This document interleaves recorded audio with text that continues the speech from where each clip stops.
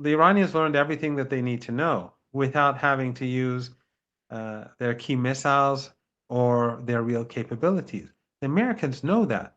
Netanyahu knows that. What Netanyahu is hoping is that he'll be able to launch a war and then have the Americans fight his war for him. But the problem is that Iran's real capabilities are not directed towards the Israeli regime. They're directed towards the Persian Gulf and the Indian Ocean and the United States because the Iranians have been preparing themselves for 2 or 3 decades for a US attack. And therefore, their investment, all of their underground bases, their missiles and drones, they're directed towards the Persian Gulf. These long-range missiles that target the Israeli regime, this is just a small portion, a small part of Iran's offensive capabilities. So if So the would United that States were, mean, I'm sorry. So would that yeah, so if the mean, United States, yeah, if the United States did attack, Mhm. if there was war with the United States, that would be the end of oil and gas exports from the Persian Gulf. And that would mean a global economic collapse. The reason being that the United States has bases in all the countries in the Persian Gulf, and all of them will be partners in crime. And if there's a war between Iran and the United States, Iran is not going to pull its punches.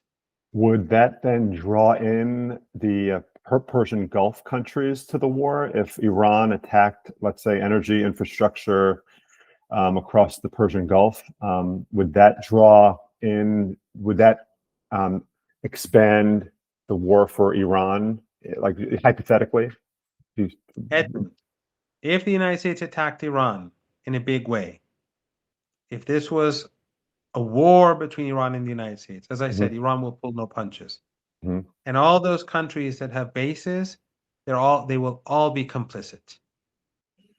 When Iran strikes those regimes for being complicit, it will not be like what you see in Tel Aviv.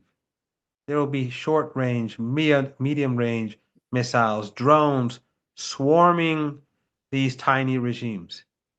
They will collapse. They won't last more than a few hours or a few days. Mhm. The Emirates or Qatar or Kuwait or Bahrain, none of them will survive.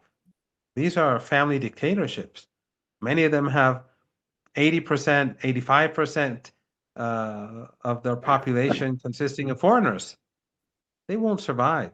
So the smart thing to do is for the United States to beware, because they will bring down the global economy and they will bring down the U.S. economy. U.S. economy will not be spared. No one wants such a situation. The only people who want this are in Tel Aviv.